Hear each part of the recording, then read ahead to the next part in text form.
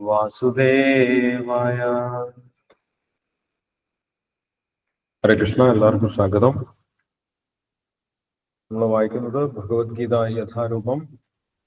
ISKCON സ്ഥാപകാചാര്യൻ കൃഷ്ണകൃപാമൂർത്തി AC. Bhaktivedanta സ്വാമി ശ്രീല പ്രഭുപാദർ വിവർത്തനവും ഭാവാർത്ഥം നൽകിയിട്ടുള്ള ഭഗവത്ഗീത യഥാരൂപത്തിലെ 18ാമത്തെ അധ്യായമാണ് നമ്മൾ ചർച്ച ചെയ്തുകൊണ്ടിരുന്നത്. അപ്പോൾ അവസാനത്തെ ശ്ലോകങ്ങൾ വരെ നമ്മൾ കഴിഞ്ഞ ദിവസം കണ്ടിട്ടുണ്ടായിരുന്നു. ഭഗവാൻ അർജുനന് നൽകിയ ഏറ്റവും ഉന്നതമായിട്ടുള്ള നിർദ്ദേശം 65-66 ശ്ലോകങ്ങളിൽ നമ്മൾ കണ്ടു. മന്മനാഭവ മദ്ഭക്തോ മദ്യാജി മാം നമസ്കുരു മാമേവേശസി സത്യം തേ പ്രതിജാനേ പ്രിയോസിമേ സർവധർമാൻ പരിത്യജ്യ മാമേകം ശരണം വ്രജ അഹം ത്വാം സർവപാപേഭ്യോ മോക്ഷയിഷ്യാമി മാ ശുച. ഈ 2 ശ്ലോകങ്ങളാണ് ഏറ്റവും ഉന്നതമായിട്ടുള്ള നിർദ്ദേശം എന്ന് നമ്മൾ കഴിഞ്ഞ ദിവസം കണ്ടിട്ടുണ്ടായിരുന്നു. അങ്ങനെ ഭഗവാൻ ആ ഭഗവത്ഗീത നിർദ്ദേശങ്ങൾ ഉപസംഹരിച്ചു. എല്ലാ കാര്യങ്ങളും അർജുനന് മനസ്സിലായോ എന്ന് ചോദിച്ചു. അർജുനൻ മറുപടി പറഞ്ഞു, എനിക്ക് എന്റെ എല്ലാവിധ സംശയങ്ങളും തീർന്നു. ഞാൻ അങ്ങ് പറയുന്നത് എന്താണോ അതിനനുസരിച്ച് പ്രവർത്തിക്കാം എന്ന് അർജുനനും പറഞ്ഞു. നഷ്ടോ മോഹ സ്മൃതിർലബ്ധ ത്വത്പ്രസാദാത്മയാച്യുത സ്ഥിതോസ്മി ഗതസന്ദേഹ കരിഷ്യേ വചനം തവ. അപ്പോൾ ഈ ഒരു സംവാദം ഭഗവാൻ ശ്രീകൃഷ്ണനും ഭഗവാന്റെ ഭക്തനായിട്ടുള്ള അർജുനനും തമ്മിലുള്ള ഈ ഒരു സംവാദം വളരെ അത്ഭുതത്തോടു കൂടി കേൾക്കാനുള്ള ഒരു അവസരം സഞ്ജയന് ലഭിച്ചിട്ടുണ്ടായിരുന്നു. വ്യാസദേവന്റെ അനുഗ്രഹത്താൽ സഞ്ജയൻ ഈ സംഭാഷണം മുഴുവൻ കേട്ടിട്ടുണ്ടായിരുന്നു. അദ്ദേഹത്തിന് വലിയ അനുഭൂതി ഉണ്ടായി, ആനന്ദ അനുഭൂതി ഉണ്ടായി. ഭഗവാൻ ശ്രീകൃഷ്ണനിൽ നിന്ന് നേരിട്ട് നിർദ്ദേശങ്ങൾ കേൾക്കാനുള്ള അവസരം സഞ്ജയന് ലഭിച്ചിട്ടുണ്ടായിരുന്നു. ഭഗവാന്റെ വിശ്വരൂപവും ഭഗവാന്റെ നാരായണ രൂപവും ഭഗവാന്റെ ശ്യാമസുന്ദര രൂപവും ദർശിക്കാനുള്ള അവസരം സഞ്ജയനുണ്ടായിരുന്നു. അപ്പോൾ ഭഗവാന്റെ ഉപദേശവും ഭഗവാന്റെ വ്യത്യസ്തമായിട്ടുള്ള രൂപങ്ങളും വീണ്ടും വീണ്ടും സഞ്ജയൻ സ്മരിക്കുകയും അദ്ദേഹത്തിന് ആനന്ദ ആവേശം ഉണ്ടാവുകയും ചെയ്തു. അതിനുശേഷം ഇവിടെ സഞ്ജയൻ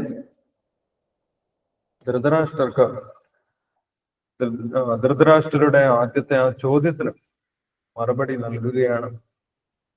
ധൃതരാഷ്ട്രരുടെ ചോദ്യത്തോടു കൂടിയാണ് ഭഗവത്ഗീത ആരംഭിക്കുന്നത്. ധൃതരാഷ്ട്രർക്കുള്ള മറുപടിയോടുകൂടിയാണ് ഭഗവത്ഗീത ഉപസംഹരിക്കപ്പെടുന്നത്. അത് 78ാമത്തെ ശ്ലോകത്തിലാണ്. നമ്മൾക്കത് വായിക്കാം. എത്ര യോഗേശ്വര കൃഷ്ണോ എത്ര പാർത്ഥോ ധനുർധര തത്ര ശ്രീർ വിജയോ ഭൂതിർ ധ്രുവാനീതിർ മതിർമമ. വിവർത്തനം ഭാവാർത്ഥം വായിക്കാം. അതിനുശേഷം നമുക്ക് ഡിസ്കസ് ചെയ്യാം. ഹരേ കൃഷ്ണ പ്രഭുജി.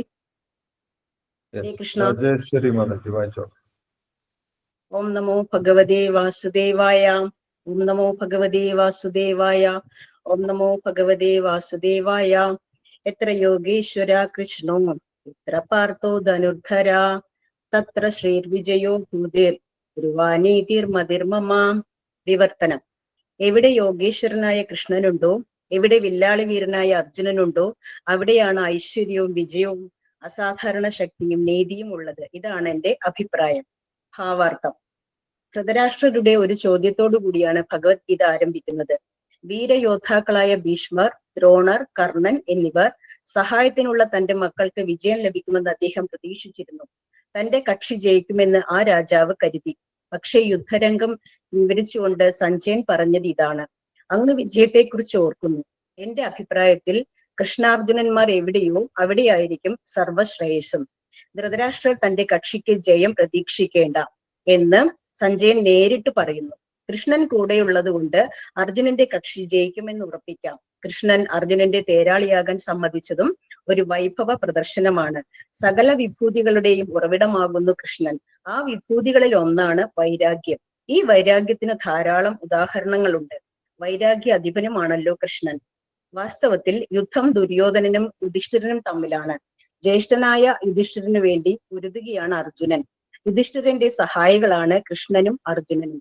അവർ തന്റെ പക്ഷത്തിലായതുകൊണ്ട് യുധിഷ്ഠിരന് വിജയം സുനിശ്ചിതമാണ്. ആരാണ് ലോകം ഭരിക്കുക എന്ന് തീരുമാനിക്കാൻ വേണ്ടിയുള്ളതാണ് ഈ യുദ്ധം. യുധിഷ്ഠിരൻ ജയിച്ച് നാടുവാഴുമെന്ന് സഞ്ജയൻ പ്രവചിക്കുന്നു. യുദ്ധത്തിൽ ജയിച്ചതിന് ശേഷവും യുധിഷ്ഠിരന് കൂടുതൽ അഭ്യുദയമുണ്ടാകുമെന്നും അദ്ദേഹം നീതിമാനും ഭക്തനും ധാർമ്മികനുമായതാണ് കാരണം എന്നുകൂടി സഞ്ജയൻ പറയുന്നു. യുധിഷ്ഠിരൻ തന്റെ ജീവിതത്തിൽ ഒരൊറ്റ നുണ പോലും പറഞ്ഞിട്ടില്ല. യുദ്ധഭൂമിയിൽ വെച്ച് രണ്ട് സുഹൃത്തുക്കൾ തമ്മിൽ നടന്ന സംഭാഷണമാണ് ഭഗവത്ഗീതയെന്ന് വിശ്വസിക്കുന്ന അനേകം മന്ദബുദ്ധികളുണ്ട്. അങ്ങനെയുള്ള ഒരു കൃതി പുണ്യഗ്രന്ഥങ്ങളിൽ ഒന്നാവാൻ വയ്യ.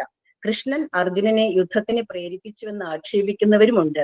യുദ്ധം അധാർമികമാണ്. പക്ഷേ സംഭവസ്ഥിതി ഇവിടെ വിശദമാക്കിയിരിക്കുന്നു. ഉത്കൃഷ്ടമായ നീതിശാസ്ത്രമാണ് ഭഗവത്ഗീത. അതിന്റെ കാതലായ ഭാഗം 9-ാം അധ്യായത്തിന്റെ 34-ാം ശ്ലോകത്തിൽ ഒതുങ്ങുന്നു. മന്മനാ ഭവ മദ്ഭക്ത, കൃഷ്ണഭക്തനാവണം എന്നർത്ഥം.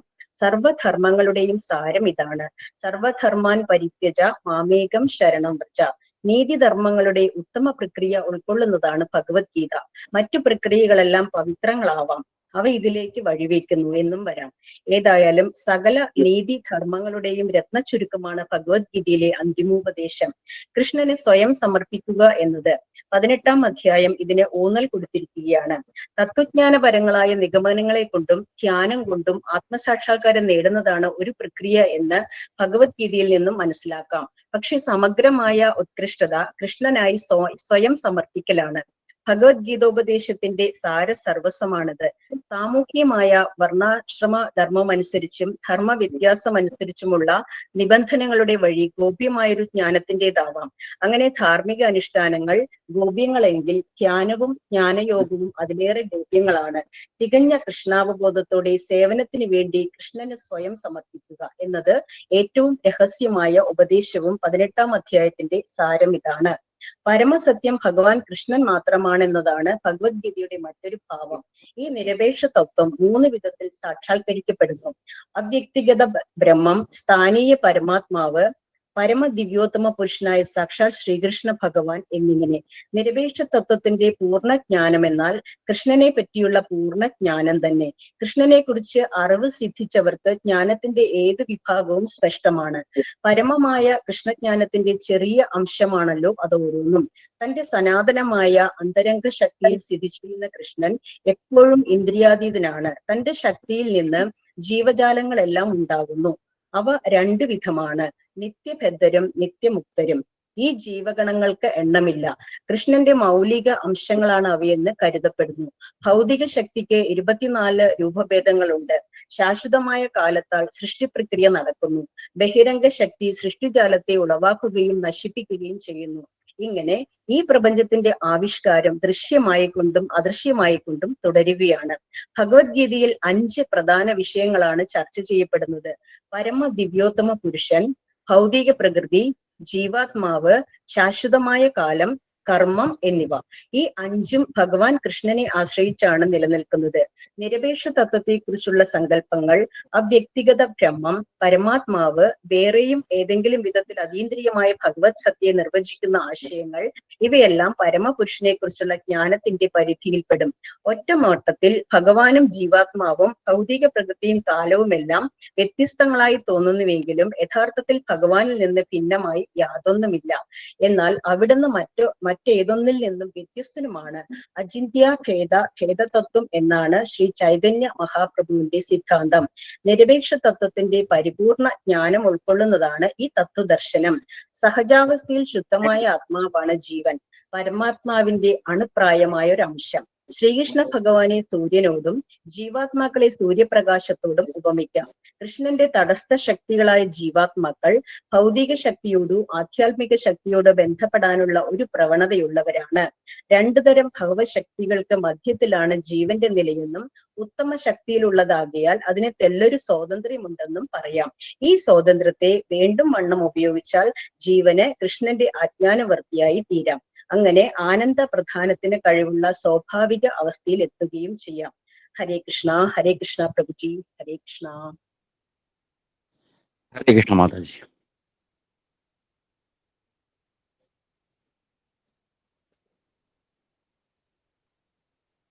ഹരേ കൃഷ്ണ. താങ്ക് യു രാജേശ്വരി മാതാജി. ഹരേ കൃഷ്ണ. അപ്പോൾ ഈ ഭാവാർത്ഥത്തിൽ രണ്ട് ഭാഗമായിട്ട് നമ്മൾക്ക് കാണാൻ സാധിക്കും. ശ്രീല പ്രഭുപാദർ ഈ ഒരു ശ്ലോകത്തിന്റെ വിശദീകരണം കൊടുത്തിട്ടുണ്ട്. എത്ര യോഗേശ്വര കൃഷ്ണോ എത്ര പാർത്ഥോ ധനുർധര തത്ര ശ്രീ വിജയോ ഭൂതിർ ധ്രുവാനീതിർ മതിർമമ എന്നുള്ള ശ്ലോകം സഞ്ജയൻ പറയുന്ന ശ്ലോകത്തിന്റെ വിശദീകരണമാണ് ആദ്യ ഭാഗത്ത് ഭാവാർത്ഥത്തിൽ ശ്രീല പ്രഭുപാദർ കൊടുത്തിട്ടുള്ളത്. പിന്നീട് മുഴുവൻ ഭഗവത്ഗീതയുടെ ഒരു ചുരുക്കം, മുഴുവൻ ഭഗവത്ഗീതയിൽ നിന്ന് നമ്മൾ എന്താണ് മനസ്സിലാക്കേണ്ടത് എന്നുള്ള കാര്യങ്ങൾ ഭഗവത്ഗീതയെ കുറിച്ചും പറയുന്നുണ്ട്. ഭഗവത്ഗീത ഒരു സാധാരണ ഗ്രന്ഥമല്ല, ഏറ്റവും ഉന്നതമായിട്ടുള്ള നീതിശാസ്ത്രമാണ് ഭഗവത്ഗീത എന്ന് പറയുന്നു. ആ ഭഗവത്ഗീതയിലെ വിഷയങ്ങളെ കുറിച്ചും ആ ഭഗവത്ഗീതയിൽ നിന്ന് ഉൾക്കൊള്ളേണ്ട സാരത്തെ കുറിച്ചും ഭാവാർത്ഥത്തിൽ ശ്രീല പ്രഭുപാദർ വിശദീകരിക്കുന്നുണ്ട്. അപ്പോൾ ആദ്യ ഭാഗത്ത് പറയുന്നത് ഈ ശ്ലോകത്തെ സംബന്ധിച്ചാണ്. എത്ര യോഗേശ്വര കൃഷ്ണോ എത്ര പാർത്ഥോ ധനുർധര തത്ര ശ്രീർ വിജയോ ഭൂതിർ ധ്രുവാനീതിർ മതിർമമ. സഞ്ജയൻ ധൃതരാഷ്ട്രനോട് പറയുന്നതാണ്. ധൃതരാഷ്ട്രന്റെ ആദ്യത്തെ ചോദ്യത്തിന് മറുപടിയാണ്. ധൃതരാഷ്ട്രൻ ഒരൊറ്റ ചോദ്യമേ ഭഗവത്ഗീതയിൽ ചോദിച്ചിട്ടുള്ളൂ. അതിനുള്ള മറുപടിയായിട്ടാണ് സഞ്ജയൻ ഇത്രയും പറഞ്ഞത്. സഞ്ജയൻ പറഞ്ഞത് കൃഷ്ണാർജുനന്മാർ തമ്മിലുള്ള ആ സംവാദത്തെ കുറിച്ചാണ്.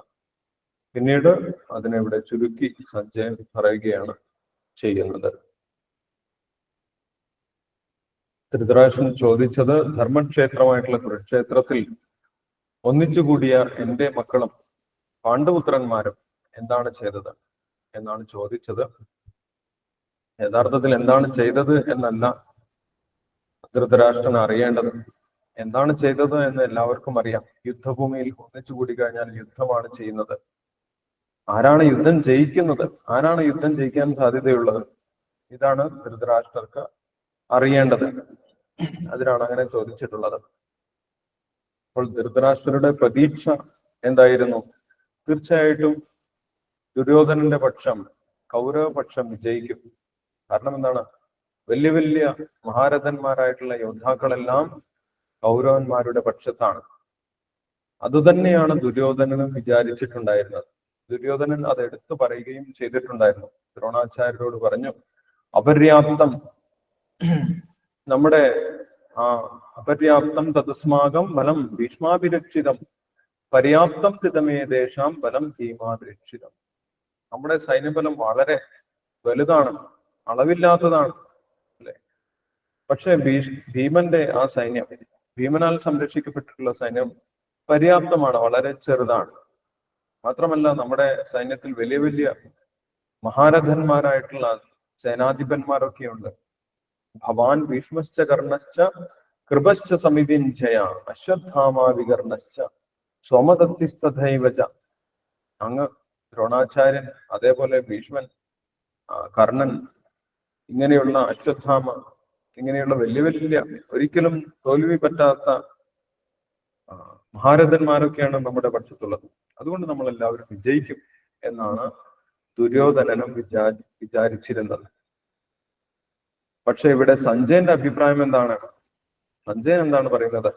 എത്ര യോഗേശ്വര കൃഷ്ണോ എത്ര പാർത്ഥോ ധനുർധര തത്ര ശ്രീർ വിജയോ ഭൂതിർ ധ്രുവാനീതിർ മതിർമമ. ഇതാണ് സഞ്ജയന്റെ അഭിപ്രായം എന്ന് സഞ്ജയൻ ധൃതരാഷ്ട്രനോട് പറഞ്ഞു.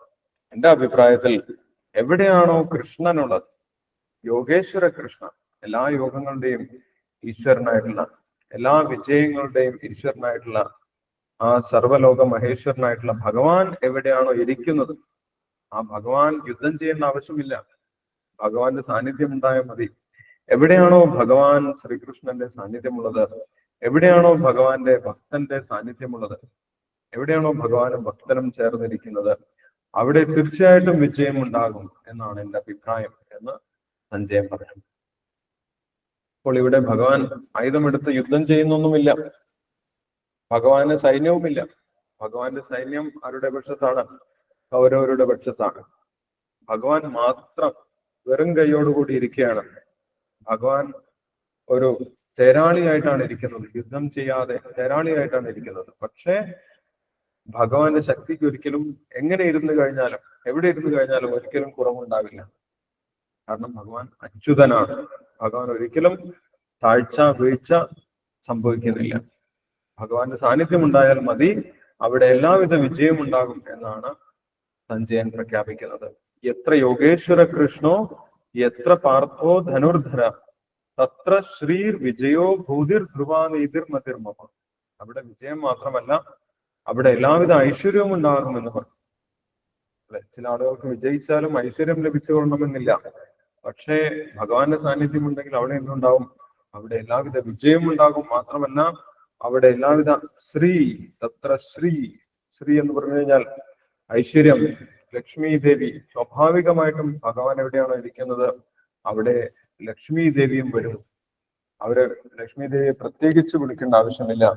ഭഗവാൻ ഇരിക്കുന്നിടത്ത് ലക്ഷ്മി ദേവിയും സ്വാഭാവികമായിട്ടും ഉണ്ടാകും. തത്ര ശ്രീ വിജയോ ഭൂതിർ, എല്ലാവിധ ഭൂതികളും എല്ലാവിധ സമ്പത്തുകളും അവിടെ ഉണ്ടാകും. അളവറ്റ ധനവും സമ്പത്തും അവിടെ ഉണ്ടാകും എന്നാണ് പറയുന്നത്. ഭൂതിർ ധ്രുവാനീതിർ, മാത്രമല്ല എല്ലാവിധ ധാർമ്മികതയും അവിടെ ഉണ്ടാകും. മനുഷ്യ സമൂഹത്തിൽ ധാർമ്മികത ഉണ്ടാകണമെങ്കിൽ അവർ ഭഗവാനെ ആശ്രയിക്കണം, ഭഗവാന്റെ ഭക്തന്മാരാകണം എന്നാണ് പറയുന്നത്. ഭഗവാനെ ആശ്രയിച്ചു കഴിഞ്ഞാലേ അവിടെ ധാർമ്മികത ഉണ്ടാവുകയുള്ളൂ. ഭഗവാനെ ഉപേക്ഷിച്ചുകൊണ്ട് അവിടെ ഒരിക്കലും ധാർമ്മികത ഉണ്ടാവുന്നില്ല. ചില പ്രഭാതർ പറയുന്നുണ്ട്, എല്ലാവർക്കും രാമരാജ്യം വേണം, പക്ഷേ രാമനെ വേണ്ട. അങ്ങനെ ഒരിക്കലും സംഭവിക്കുന്നില്ല. ഭഗവാൻ ഉണ്ടെങ്കിൽ അവിടെ എല്ലാവിധ വിജയവും ഐശ്വര്യവും നീതിയും ധാർമ്മികതയും എല്ലാം സ്വാഭാവികമായിട്ടുണ്ടാകും. കാരണം അതെല്ലാം ഭഗവാന്റെ വ്യത്യസ്തമായിട്ടുള്ള ഐശ്വര്യങ്ങളാണ് എന്ന് പറയുന്നത്. അപ്പോൾ സഞ്ജയനം ഇവിടെ തീർത്ത് പറഞ്ഞു, എവിടെയാണോ ഭഗവാൻ ഇരിക്കുന്നത് അവിടെ തന്നെയാണ് വിജയം ഉണ്ടാകാൻ പോകുന്നത് എന്ന് പറഞ്ഞു. അപ്പം ധൃതരാഷ്ട്രൻ ഒരിക്കലും പ്രതീക്ഷിക്കേണ്ട ആവശ്യമില്ല കൗരവപക്ഷം വിജയിക്കുമെന്ന് പ്രതീക്ഷിക്കേണ്ട ആവശ്യമില്ല. ഭഗവാന്റെ സാന്നിധ്യം ഉള്ളത് കൊണ്ട്. അതാണ് നമ്മൾ ഏറ്റവും പ്രാധാന്യത്തോടു കൂടി നോക്കേണ്ടത്. എവിടെയാണ് ഭഗവാൻ ഉള്ളത്, ആർക്കാണ് ഭഗവാന്റെ അനുഗ്രഹമുള്ളത്, അവർക്കാണ് ജീവിതത്തിൽ വിജയം ഉണ്ടാകാൻ പോകുന്നത്. പക്ഷെ ദുര്യോധനൻ ഒരിക്കലും അത് നോക്കിയില്ല. ദുര്യോധനൻ നോക്കിയത് എന്താണ്? ആ സൈന്യത്തിന്റെ ശക്തി, എത്ര വലുപ്പമുള്ളതാണ് സൈന്യം, എത്ര ആളുകളാണ് കൂടുതലുള്ളത്, ഏതെല്ലാം മഹാരഥന്മാരാണ് കൂടെയുള്ളത്, ഇതൊക്കെയാണ് നോക്കിയത്. പക്ഷെ മറുപക്ഷത്ത് ഭഗവാൻ ഇരിക്കുന്നത് ദുര്യോധനൻ ഒരിക്കലും ശ്രദ്ധിച്ചില്ല. അല്ലെ, ഭഗവാൻ അവിടെ മാധവ പാണ്ഡവ ശൈവ ദിവ്യൗ ശംഖോ പ്രദത്മതു പറഞ്ഞിട്ടുണ്ടായിരുന്നു. മാധവനും പാണ്ഡവനും മഹതിസ്യന്തനെ സ്ഥിതോ, വലിയ ഒരു തേരിൽ അവിടെ ഇരിക്കുന്നുണ്ടായിരുന്നു. പക്ഷെ അത് ദുര്യോധനൻ ശ്രദ്ധിച്ചില്ല. അത് ദുര്യോധനന് പറ്റിയ പരാജയമാണ്. അപ്പൊ ഭഗവാനെ കൂടാതെ നമ്മൾക്ക് ഒരിക്കലും വിജയം ഉണ്ടാവുന്നില്ല. രാവണന് പറ്റിയതും അത് തന്നെയാണ്. ദുര്യോധനന് പറ്റിയതുപോലെ രാവണൻ ഒരിക്കലും രാമനെ സ്വീകരിച്ചില്ല.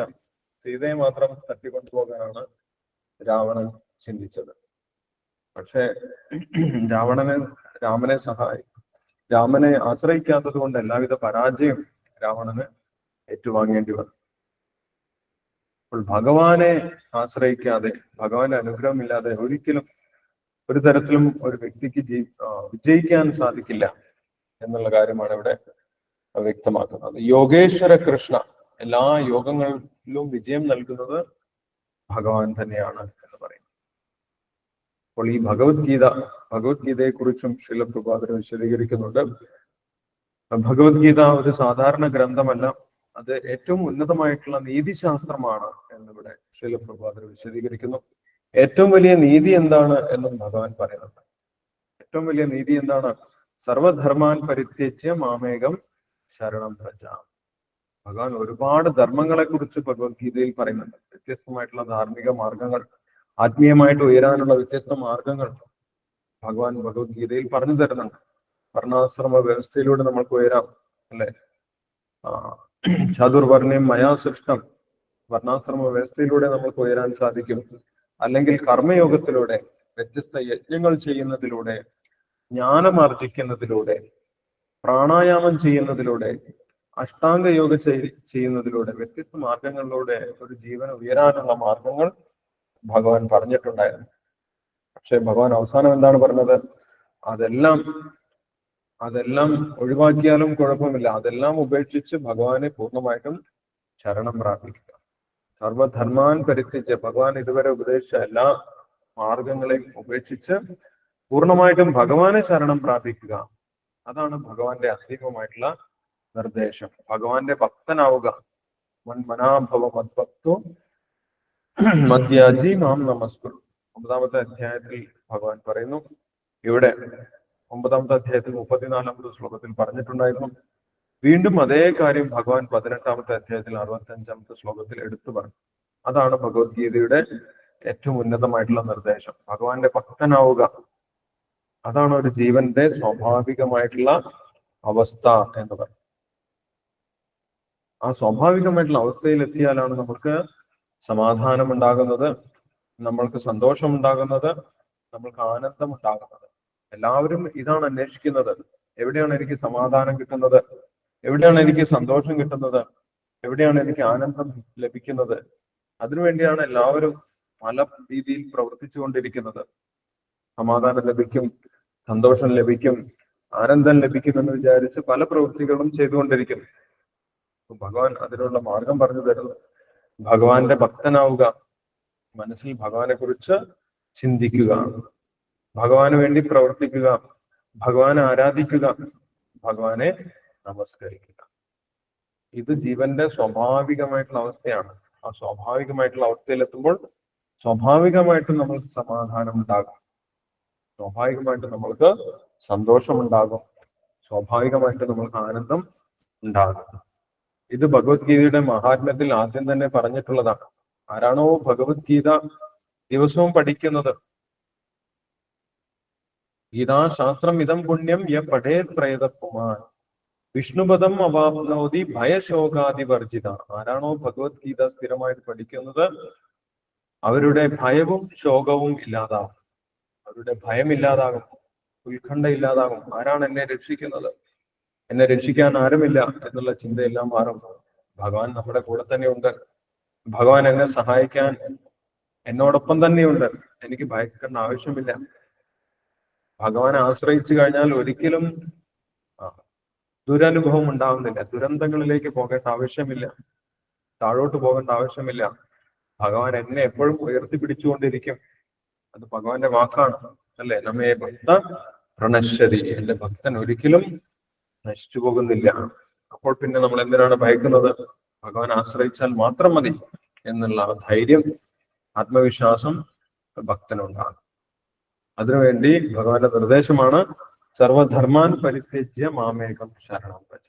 ഭഗവാനെ ശരണം പ്രാപിച്ച് ഭഗവാന്റെ ആജ്ഞ അനുസരിക്കുന്ന ഒരു കിങ്കരനായിട്ട്, ഭഗവാന്റെ ഭക്തനായിട്ട് മാറുക. അതാണ് ചൈതന്യ മഹാപ്രഭുവിന്റെയും പ്രാർത്ഥന. എന്റെ സ്വാഭാവികമായിട്ടുള്ള അവസ്ഥ എന്താണ്? ഈ നന്ദതനുജ കിങ്കരം പതിതം മാം വിഷമേ ഭവാം ഭുതം കൃപയാ തവ പാദ പങ്കജ സ്ഥിതധൂളി സദൃശം വിചിന്തയ. ഞാൻ നന്ദതനുജന്റെ, ഭഗവാൻ ശ്രീകൃഷ്ണന്റെ ഒരു കിങ്കരനാണ്, ഒരു സേവകനാണ്.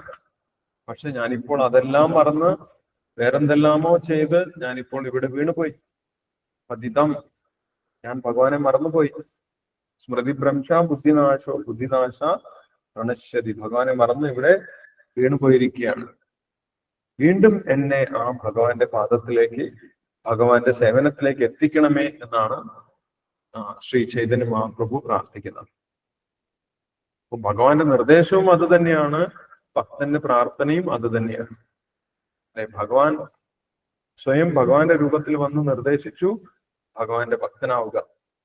അതേ ഭഗവാൻ തന്നെ ഭക്തന്റെ രൂപത്തിൽ ശ്രീ ചൈതന്യ മഹാപ്രഭുവായിട്ട് വന്ന് പ്രാർത്ഥിച്ചു, എനിക്ക് ഭഗവാന്റെ ഭക്തിയിലേക്ക്, സേവനത്തിലേക്ക് തിരിച്ചു പോകണം, അതിനുവേണ്ടി എന്നെ സഹായിക്കണം എന്നാണ് ഭഗവാൻ ശ്രീ ചൈതന്യ മഹാപ്രഭു പ്രാർത്ഥിച്ചിട്ടുള്ളത്. രണ്ടും ഒന്ന് തന്നെയാണ്. ഭഗവാന്റെ നിർദ്ദേശവും ഭക്തന്റെ പ്രാർത്ഥനയും ഒന്ന് തന്നെയാണ്. പിന്നീട് ഭഗവത്ഗീതയിലെ 5 വിഷയങ്ങളെ കുറിച്ച് ശ്രീല പ്രഭുപാദർ പറഞ്ഞിട്ടുണ്ടായിരുന്നു. ഭഗവത്ഗീതയിൽ 5 വിഷയങ്ങൾ: ഈശ്വരൻ, ജീവാത്മാവ്, പ്രകൃതി, കാലം, കർമ്മം. ഇതെല്ലാം ഭഗവാനുമായിട്ട് ബന്ധപ്പെട്ടത് തന്നെയാണ് എന്ന് പറയുന്നത്. എല്ലാം ഭഗവാനും ഭഗവാന്റെ വ്യത്യസ്ത ശക്തികളുമാണ്. ഈശ്വരൻ എന്ന് പറയുന്നത് ഭഗവാൻ ശ്രീകൃഷ്ണൻ തന്നെയാണ്. അത് ഭഗവത്ഗീതയിൽ പ്രഖ്യാപിക്കുന്നുണ്ട് അല്ലെ? 7ാമത്തെ അധ്യായത്തിൽ 7ാമത്തെ ശ്ലോകം, മത്തപരതരം നാന്യത് കിഞ്ചിതസ്തി ധനഞ്ജയ മയി സർവമിതം ക്രോധം സൂത്രേ മണികണാണിവ.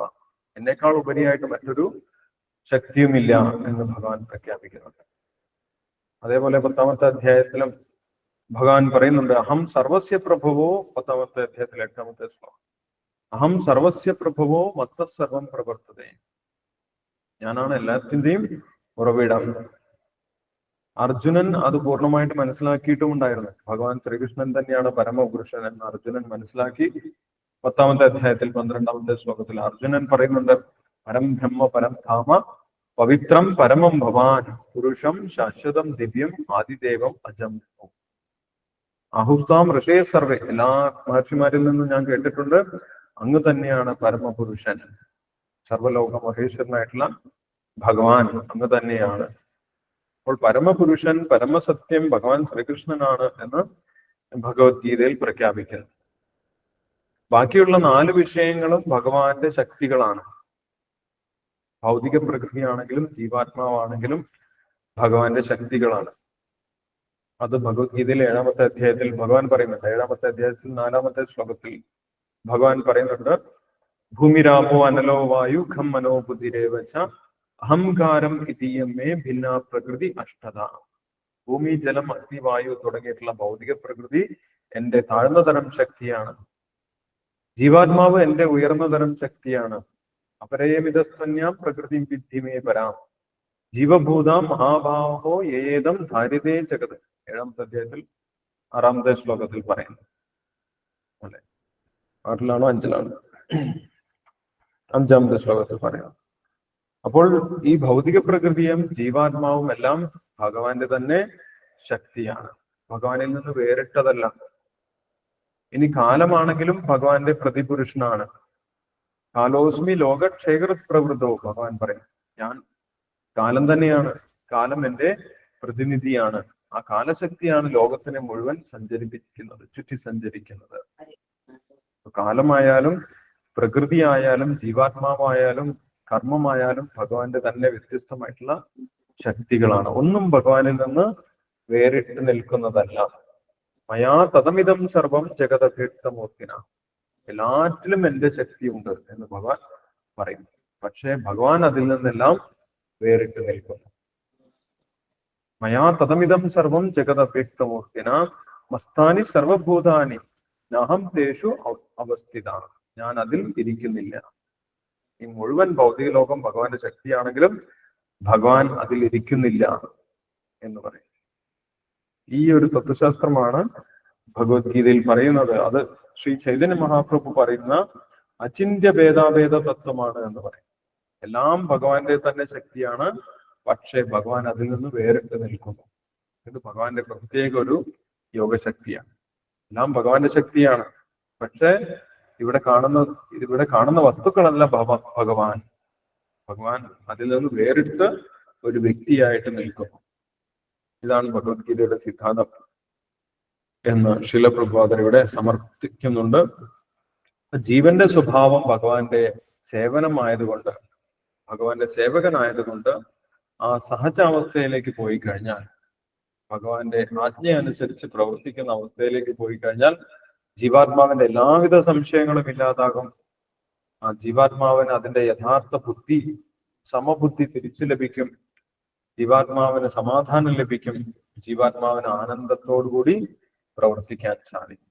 അതാണ് ഒരു ജീവന്റെ ധർമ്മം എന്നാണ് ഇവിടെ ഭഗവാൻ. ഏറ്റവും ഉന്നതമായിട്ടുള്ള ധർമ്മം, പരമമായിട്ടുള്ള ധർമ്മത്തെ കുറിച്ചാണ് ഭഗവത്ഗീത പറയുന്നത്. സർവധർമാൻ പരിത്യജ്യ മാമേകം ശരണം വ്രജ. പരമപുരുഷനായിട്ടുള്ള ഭഗവാനെ തന്നെ ശരണം പ്രാപിക്കാനാണ് ഭഗവാൻ പറയുന്നത്. നമ്മൾ താൽക്കാലികമായിട്ടുള്ള പലതിനെയും ശരണം പ്രാപിച്ചിരിക്കുന്നു. അതാണ് നമ്മുടെ ഉത്കണ്ഠയുടെ കാരണം എന്ന് പറയും. നശിച്ചു പോകുന്നതിനെ ശരണം പ്രാപിച്ചു കഴിഞ്ഞാൽ നമ്മൾക്ക് സമാധാനം ഉണ്ടാവില്ല.